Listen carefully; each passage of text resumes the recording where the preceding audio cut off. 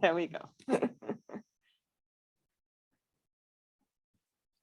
Okay.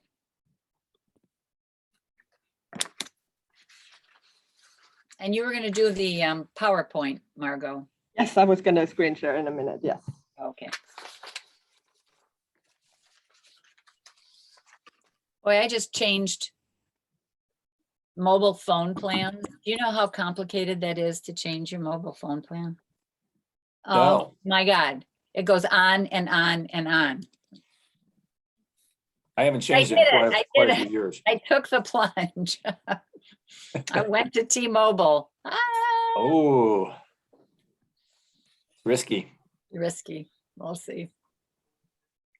Well, I was on the old fart consumer cellular plan, so I figured I needed something a little bit more expansive. Yeah. Okay, there we go. Right. Yeah. Should we get going, Jeff? Sure. Why not? Okay, let me screen share. 1 second. Where did the slides go? Well, too many windows open as usual. There we go. Great. Well, welcome everybody.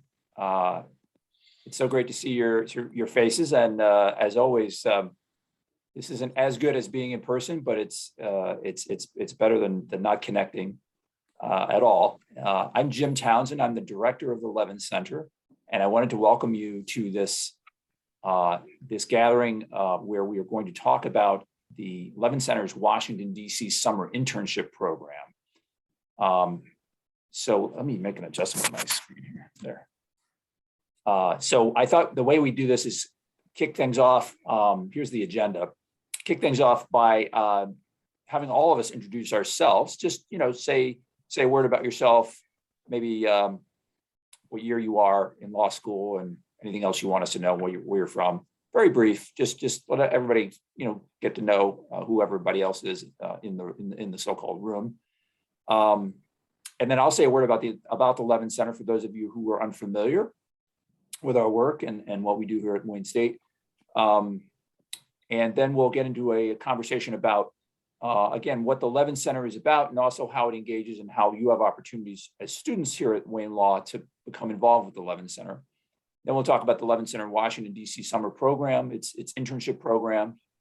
You'll hear from some previous interns who have experienced the program, and then we'll get into some specifics about how to apply and what the process entails.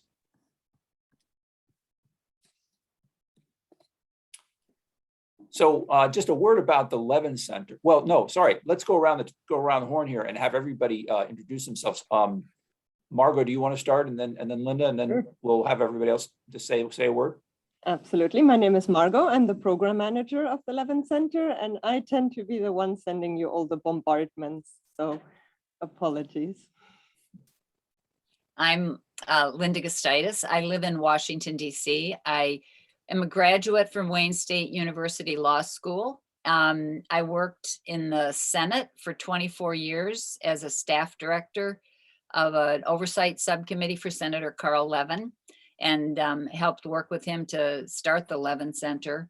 And actually, I started my career in Washington as a college summer intern. It really changed my life, and it made me want to come and live in Washington, D.C. So internships to me that can be very, very life-changing and very valuable to the individual who participates. Great. So Calder, why don't you go ahead? Yeah, just everybody go around. My name is Calder Burgum. I'm a 2L, and then I interned last summer with the Senate Homeland Security and Governmental Affairs Committee. It's Gary Peters is the chair of that one. How about Konstantin? I'm just going to go down my little participant list here. Hi, my name is Konstantin. I'm a 1L here. Yeah, I'm here to learn more about this. Okay. And Ellie or Eli? I'm not sure. Hey everyone. My name is Eli. I'm a 1L as well. Excited to learn more. I've spent a little time in DC. Really love it there, and excited to learn about more opportunities to kind of get back there. Well, thank you. And Casey?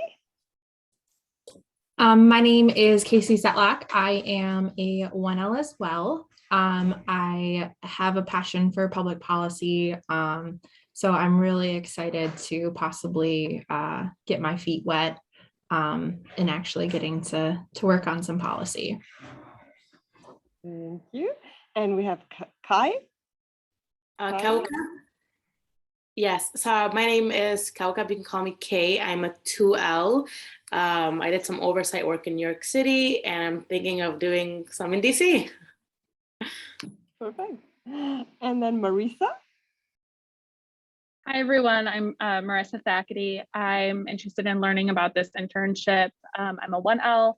I'm from Farmington Hills, Michigan. And Yesenia.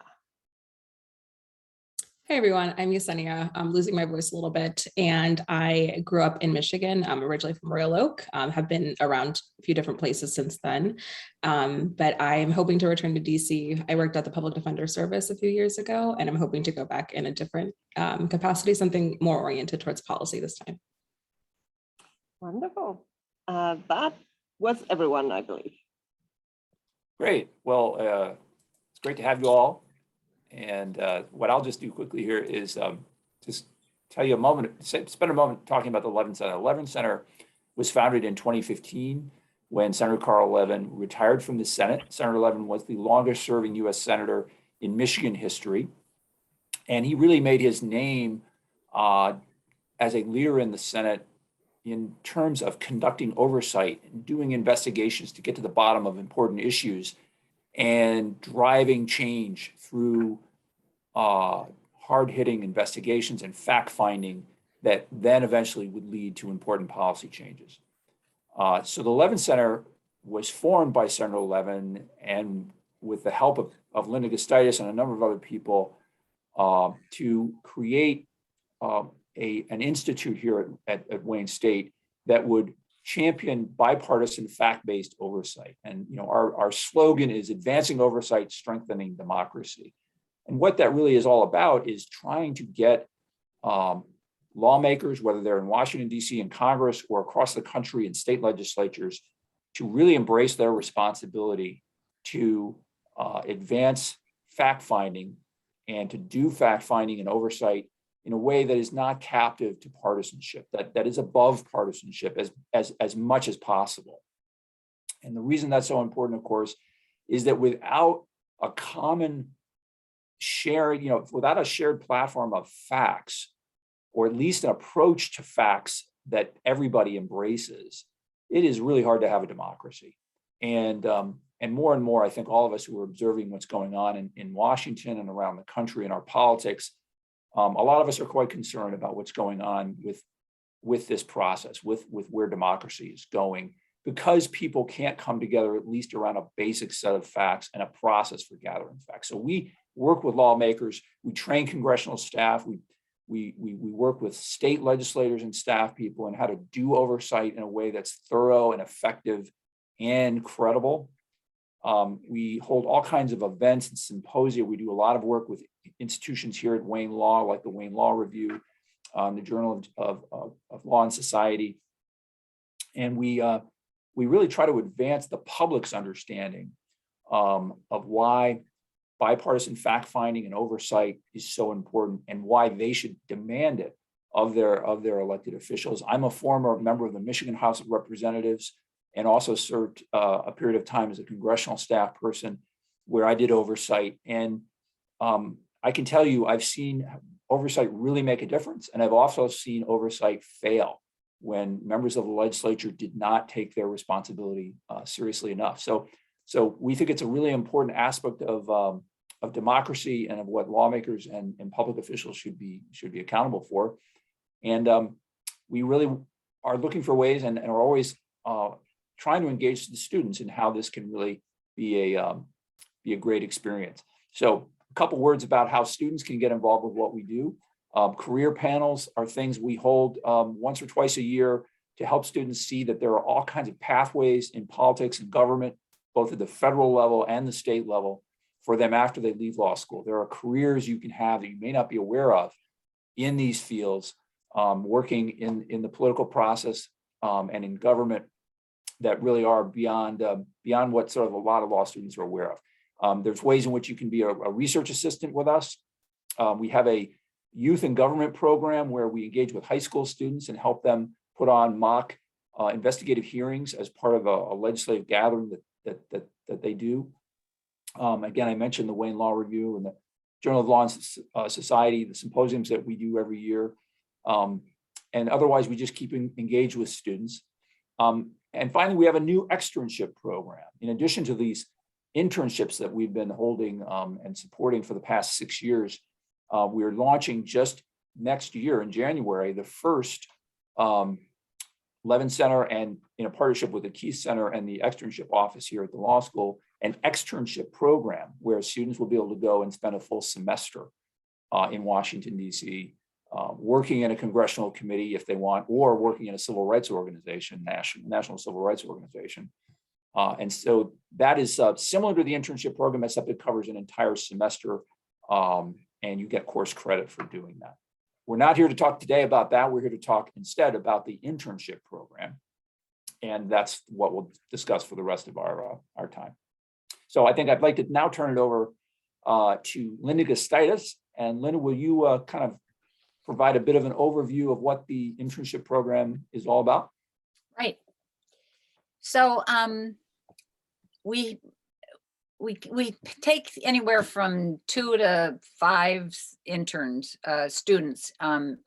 We take as many students who are capable and for whom we can find placements, good placements in the Senate and the House. The placements are with committees or subcommittees that do oversight. In the past, we placed students with the Senate Governmental Affairs and Homeland Security committee, with the Permanent Subcommittee on Investigations, which is a subcommittee of the Homeland Security and Governmental Affairs Committee. Senator Peters, the Michigan senator, is the chair of that committee right now. And the Finance Committee, we've placed an intern in the past with the Senate Finance Committee. And in the House, we've placed interns with the Government Oversight and Government Reform Committee, the Energy and Commerce Committee, and the Ways and Means Committee. These are people, the staff at those committees are people that we are familiar with and comfortable with and know that they are excellent at oversight and are very supportive of our internship program. So the experience within the committee is usually an excellent one.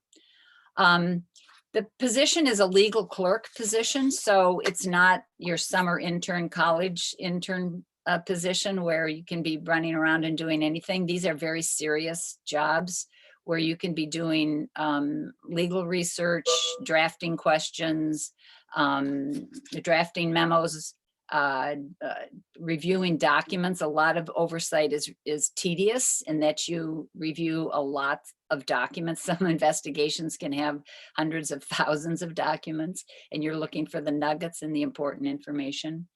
And you are in the middle of a congressional committee doing its substantive work. So it's a very real professional experience for the people who participate. The hours can be long. The message here is you've got 10 to 12 weeks to participate, and truly the more you do, the more you get.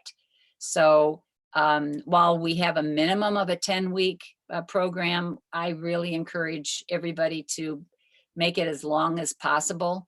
The internships start usually right at the end of the school year, so early May, and can go to the beginning of the next school year, mid-August. And some people are able to do a 12 to 13 week internship, but the 10-week internship is a minimum. And here, Calder's going to give you his personal experience, but the goal here is to really have you understand how, and you get to see how Congress works from the inside, the different relationships between the parties, among the members, what it means to be a staff person, the excitement of being a staff person. You're working on truly substantive issues that are meaningful in terms of public policy. It's an opportunity to build professional relationships that may become very useful for you in the future, where you have contacts with people who are staff people in Congress. And that can be very helpful in terms of future placements for yourself. And it's always an enhancement to your resume, regardless of what you do. If you've been in Congress and you've had that kind of experience, it's extremely helpful. Throughout the internship, unlike other internships, you'll have the opportunity to, and it's a good one, right, Calder, to meet with me and Elise Bean. Elise is currently our Washington, D.C. director. I'm senior advisor to the Levin Center. And we meet with the interns when they first get here, and then probably every 2 weeks during the summer, and answer questions, give guidance, even provide suggestions on what to be sure to do socially and personally while you're in Washington, D.C., because that's a very important part of the experience as well. Washington, D.C. is a fabulously interesting city. It's a cosmopolitan, dynamic place, and there's a lot to benefit from, and you want to do that while you're here. So you also have that part. And Elise and I are also available by email or phone to answer any questions, even about housing. It's your job, it's the student's job to find their own housing, and there are lots of ways you can do that, and you can talk to past interns about how to do that. But we can also help suggest neighborhoods or areas or things that we know something about. The other part of the internship is that we ask that you write 2 papers. These aren't official formal papers, but they're midway through the internship and then at the end of the internship. And these are 2 to 5 page papers that inform us about how your internship is going, what you're doing, what you've learned, any questions that you have. As I say, it doesn't need footnotes or references or anything. It's a very personal explanation of what you've been doing and with whom you're working and what you've learned. And that's basically it. Great. Linda, thank you so much. I think we'd now like to turn it over to Calder to tell us a bit about his experience as a Washington, D.C. intern with the Levin Center. Calder? Sure. So I'll preface this by saying everyone's experience is obviously pretty different. It depends on the extent to which you take advantage of opportunities, but also which committee you end up getting placed on and what the culture of that committee is. But from my experience, it was, I was thrown in the deep end from the very beginning, and it was great. So I was with the Homeland Security and Governmental Affairs Committee, which is chaired by Senator Peters. And from the first week, we were working on the January 6th report about the attack on the Capitol. You maybe saw the report that came out in early June. So the first week I was in, taking interview notes with an interview with General McConnell.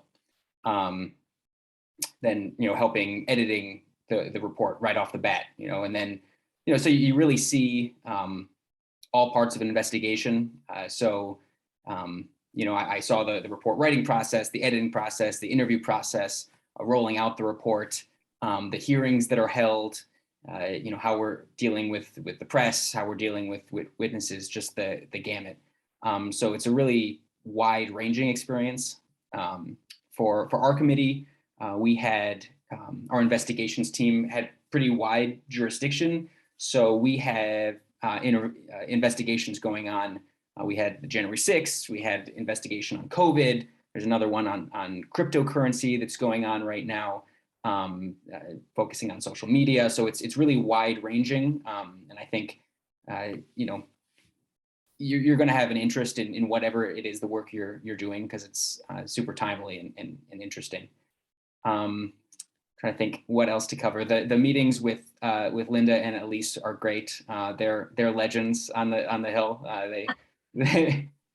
I know they're mild mannered, but I walked in and was talking with the staff, and they were super excited that, we got to meet with Linda and Elise every day, just with all their experience on the Hill and with Senator Levin. So you really do feel supported throughout. We were able to bring questions to Linda and Elise, talk about our experiences with the other interns to really make the most of it. So if you have any interest in government, in working on the Hill, I definitely recommend it. I think Elise has mentioned before that the average time on the Hill is like 4 years, under 5 years. So there's a lot of turnover, which means there's a lot of opportunities for folks that have experience there already to go and work there afterwards. I can't guarantee that if I wanted a job there afterwards, I'd get it, but I feel pretty confident with the contacts that I've made that I'd have a pretty good shot at it, at least, a lot better shot than I would have had prior to this internship. So it's definitely worthwhile there too, if you're at all interested in moving to DC after you graduate. Actually, one of our two, I think, at least one of our previous interns is currently working with the House Government Operations Committee. So yeah, and it's great. They give you a lot of permanent job. Yes. Yeah, they give you a lot of responsibility that I think allows you to have a great chance at getting a job afterwards. So, by the end of my time there, I was doing prep for these interviews, writing the actual questions that the investigators asked. They actually started letting me, ask some of the questions of witnesses, which was great experience. Like I said, I was editing reports early on, and then was given the chance to write small sections of reports. Obviously, there's a ton of document review, which it can be tedious, but can also be very interesting. You're reading people's internal emails and seeing how things are actually working. So it's just it's a wide-ranging experience. It's great in a lot of ways. And the Levin Center does a lot to support you, not just the meetings with Linda and Elise, but I found that the stipend was more than enough to get by and really enjoy my time in DC. So as far as internships go, it was great. Calder, you raised something that we should just put an emphasis on, and that is the stipend. All Levin Center interns are entitled to a $6,000 stipend that helps pay for your living expenses and basically just gives you some compensation for your time, because the internship itself is not paid. So that's really important. I think what we'll do now is turn things to the application process. Now, everybody, I hope all of you participating are thinking of questions, because we want to give you the opportunity to ask questions that hopefully are arising in your minds. But before we get to those questions, why don't we just talk a little bit more about the application process and placement, and then give all of you a chance to ask some questions. So Margot, would you talk a bit about the application process? Absolutely. So applications are open already, but no need to panic, because they're still going to be open for quite a while. And we have a shiny new website. So the applications are on the website. I will circulate these slides so that you have the link, and I will put the link again in the follow-up email. And it's on our website as well. If you want to recommend it to anyone to apply, it should be quite easy to find. The application itself requires you to fill a basic application form, name, etc., the usual. But then we also ask for a writing sample of 2 to 3 pages, a resume, a transcript of your current grades. And we understand that for 1Ls, this can be tricky, because by the time the deadline comes around in January, you might not have your first semester's official transcript. So if it's if it's a cutout, like not yet the official one, that whatever you have, we will be able to use. So just whatever you have at the time of applying, and then we can work with you to get the updated one through once your December exams have come through. And then we also ask for 2 letters of support. So instead of then chasing references, we would like to, with the application, already have 2 letters of support. They could be from a professor, they could be from a previous work experience. If you can, distribute between the 2, one sort of academic based, one possibly more on your work experience, that would be great. But of course, it depends on each individual situation. Applications will close on January 9th. We're trying to give as much time as possible after the December exam period, but on the other hand, we also have to factor in that applying to us is only the first step. So while we will then, after the application closes, hold interviews and we'll select our candidates, these candidates then will have to go to the placements themselves, and that's the second step. So ultimately, it's the committee that will decide to take you on as an intern. And that means that the timelines can be somewhat longer than February. So the timeline with us could be completed by early February after the interviews, but that then starts the process of interviewing with a committee, which will then conclude the second step. And only once the committee confirms that you are their intern, only then do you have the placement and the internship guaranteed. So we want to make that very clear that ultimately it's not up to us. Linda and Elise have been working incredibly hard and have always placed our candidates. So, you know, that we should mention that, but we want to make sure that you understand those two steps in the process and that you understand that the second step, while we can do every effort in the world, is not fully up to us. So, Linda, do you want to say a bit more about, from your perspective in the Washington office, about the placement process and sort of preferences that students might express with respect to where they might go, you know, the committees they might serve on? So the committees, the way we are able to make our placements or get the committees that we get in order for these placements is largely through relationships that we have with the staff people on these committees. So it's not, we don't have access to all of the committees in Congress. And all the committees in Congress don't do the kind of oversight that we're looking for in terms of the experience we want to give to the law clerks. So it's a fairly selective group of committees that we work with. And so they're the two major oversight committees in the House and the Senate, and any subcommittees that they have. It's just as worthwhile being on a subcommittee as it is being on a full committee. You can have just as meaningful an experience on a subcommittee as you can on a full committee. And then there are a couple of other committees where we have very strong oversight staff people who are good supervisors and good teachers in this area. And that has been the Finance Committee in the Financial Services Committee in the House. Energy and Commerce in the House has its own oversight subcommittee. So we've been placing students there. And we did have the Finance Committee in the Senate as well at one point. In terms of where you get to choose where you go, obviously it's limited to the placements that we can offer. And we do try to match interests of the student with the committee. So to the extent we're able to do that, we will, but there's no guarantee that we can do that.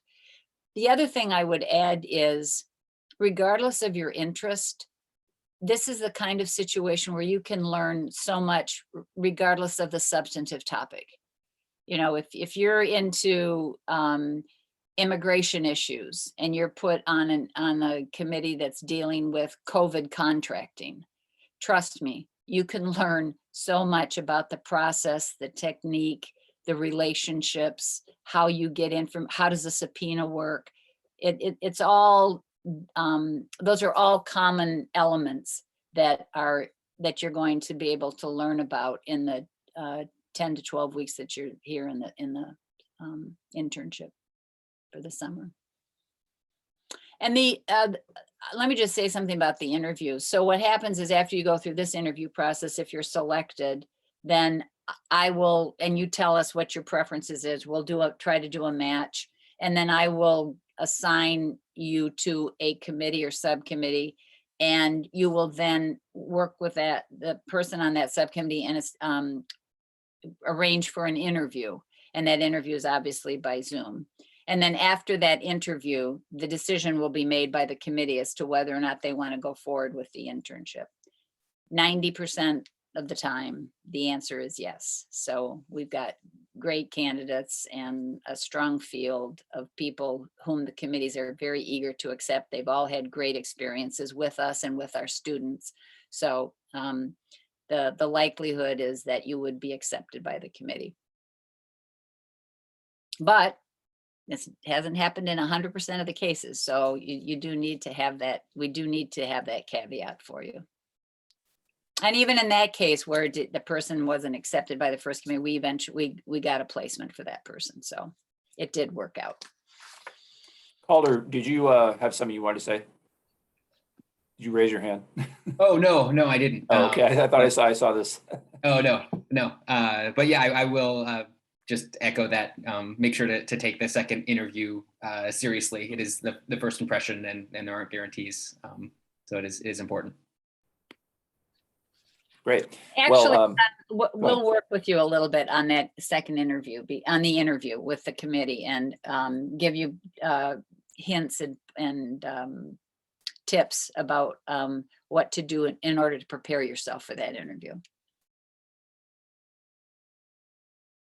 great. Well, why don't we turn it over to you, you students, and open up the floor for your questions. Please let us know what all this, what you think about all this. Looks like we have a few questions already. I'll just go in the order I see them on the screen here. Casey, what's on your mind? So with the letters of support, I guess my question is, what specifically would you want our recommenders to touch on? What are you guys looking for in those letters of support? Well, I would say your attitude is really important. Attitude is one of the fundamental important ingredients in any job, that you are somebody who follows through, who is curious, who wants to do a good job, who'll do whatever it takes in order to get the job done, provided it's a moral and ethical thing that you're doing. And I'll tell you another thing, writing skills are really important. So speaking to your writing skills. In these jobs, you're taking very complex materials and you're digesting them into a very, like a 2-page or 3-page memo for a member or a staff person to get it really quickly with all the elements in a very direct and quick manner. So writing skills are really, really important. So I think speaking to your writing would be important as well. Yeah, I absolutely agree with everything Linda just said. I would only add that there's no cookie cutter. Your past experience doesn't, anything you've done, there's certainly nothing that disqualifies anybody. And it's really more a matter of, it's great if you do have prior experience with say government or public policy or politics, or even can relate something you've done that's really outside of those fields to your interest. What we want to learn about is your interest. What really motivates you to spend your summer this way. We realize, law students only have a couple of summers to devote to. I mean, if they're going at a normal pace, to devote to this, to their summer. And so, why is this worth it to you? Why do you think this is going to be a worthwhile way to spend that important time? Perfect. Thank you. Let's see. Kay, I think you were next. No, actually, well, it doesn't matter. It's all mixed up now. I think Marissa, you were next, and then Kay. Hi, can you hear me all right? I have really unstable internet connection in the library right now. It's good. Okay. So my question is about the writing sample. For us 1Ls, I think the most relevant piece of legal writing we have right now are our memos that we've been working on. Those are about 6 to 8, maybe more pages though. Would you want that whole product, or would you want something that's just excerpted from that? And it doesn't make any difference. If you give us 6 or 8 pages, we can read through that. It can be either. Yeah. I would prefer the longer rather than the shorter, actually. Okay, great. Thank you so Yeah. much. Yeah, I mean, the longer we don't want to read 30 pages, but 6 or 8 pages is fine. A lot of students do provide that memo that they write, but that isn't the only thing, that you could provide. If you have something else you feel like really represents how well you write, you might want to go with something else. But that the page limit is it's not that important. Okay, Kay, I think you were next. I think you answered my question. I was going to submit, I was at the AG's office this summer, and I was probably going to submit something from there. And I just wanted to make sure it didn't have to be academic. It could have been from the AG's office, and you just answered my question. Yeah. Thank you. Other questions, other concerns? Eli? Yeah, I have a question just kind of in general. What are some characteristics or traits you find you've found in the past that kind of make people successful kind of in this internship? Good question. Maybe Linda, you could, since you have dealt most directly with the interns, what do you think about that? Well, I think it's that you care about the work, that you have an attitude that is, I'm going to give this my all. You've got 10 to 12 weeks on this job. And I think the key thing is to throw yourself into it and do everything you can to help the committee in whatever way they need help. And so bringing that's the attitude I'm talking about is, I'm with you. Let's finish. Let's get this job done. So, as staff director, sometimes at midnight I was Xeroxing, I didn't stop and go, oh, wait, I'm staff director. I don't Xerox, or I'm a law student. No, you do whatever you have to do, because truly Congress is understaffed. There's no question about it. There just aren't enough people. So the idea is to just be part of the team as quickly as you can. And one of the ways you get trust is you do good work. So if you don't know something, you say you don't know it, and then you can say, I'll find out. And that's really important. And then in terms of oversight, honestly, curiosity is a really important quality. You just want to find out, like, Calder's working on January 6th. Well, you get one witness you're supposed to find out about. If you have the curiosity to really say, you're not just taking the first thing you hear, it's like, what's behind that? Why did he say that? What was that about? This document doesn't match what he said. How come they conflict? So in this field, curiosity is a really good quality. I would just add, I think those are great points. I would add a couple of things. One is that there's no, as I mentioned before, that your past experience, there's nothing that you have to have in your past experience. Right.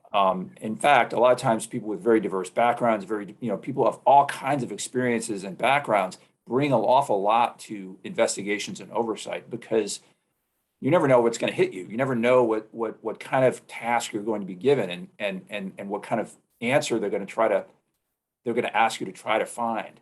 So it may not be like knowledge of some program or knowledge of some discipline. That's not that that's irrelevant. It could be great, but it may not be on point at all. So people with sort of a spark to learn is really important. And the other thing I'll say is people succeed in these positions, and really later, when they're not afraid to make mistakes. Making mistakes is a big part of investigating and learning. The whole process of developing knowledge that's useful is really a process of trial and error, and the error part is awfully important. So as a younger person, or relatively inexperienced person coming into this, you shouldn't be afraid of making mistakes, but you need to make sure that you're a good communicator, and you're communicating with your supervisor and your colleagues about what you know, what you don't know, and where you're getting stuck. So the last thing anybody wants in that environment is for deadlines to creep up, and then there be sort of a crisis. There's always going to be deadlines and pressure. Capitol Hill is known for that, but you can manage that if you communicate and if you help people by being open with them.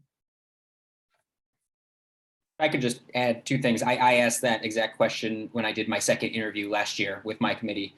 And the two things that they said were professionalism and curiosity.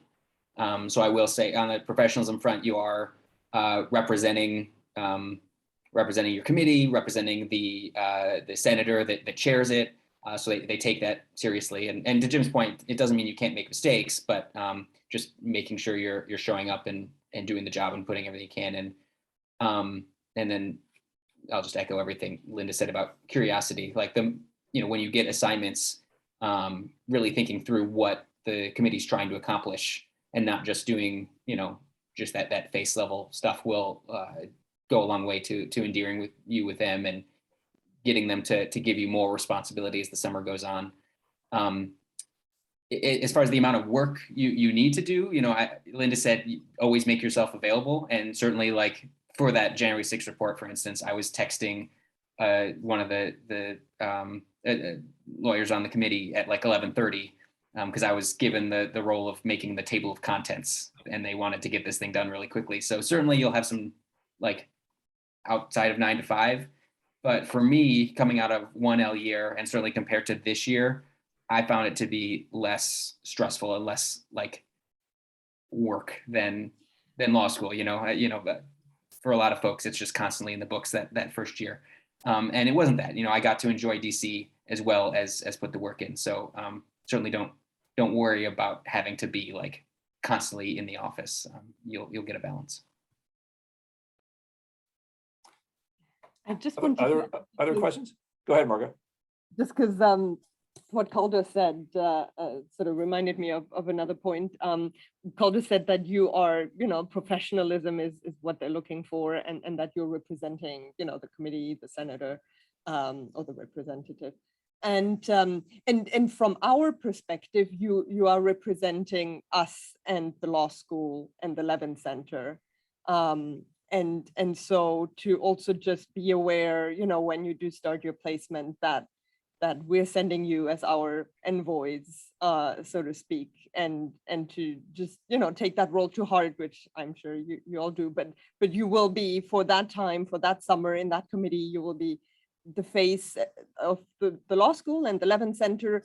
And if you do a really good job, that opens up opportunities for future interns because that committee is going to just be happy to accept, our next cohort. So just be mindful of that as well, of the sort of trickle of opportunity for the next round of interns and how you represent us and the program.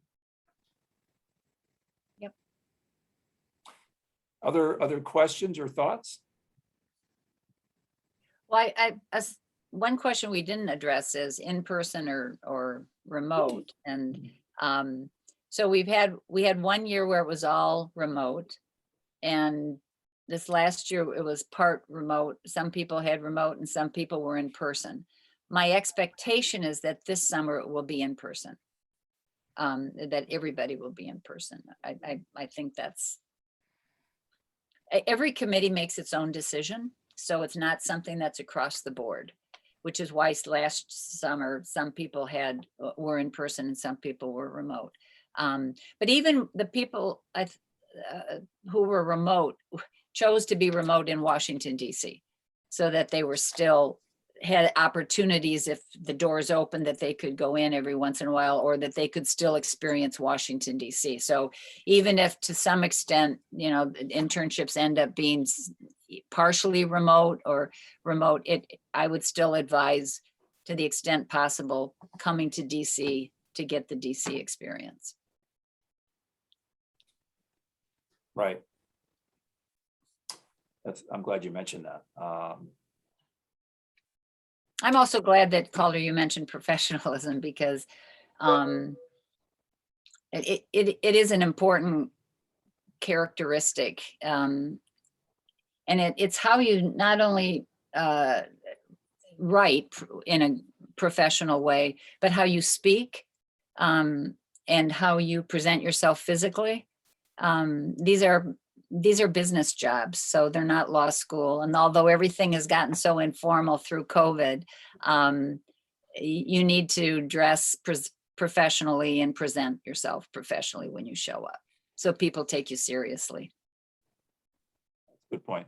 We have- Kay, Yeah, go ahead. Kay, I think you had a question. Yes, just last question. If it is part in person or remote, what are some, I guess, from previous experience, some students experiences that, the experiences they lacked while it was virtual, or do you think it was the same, you just really didn't have the networking aspect?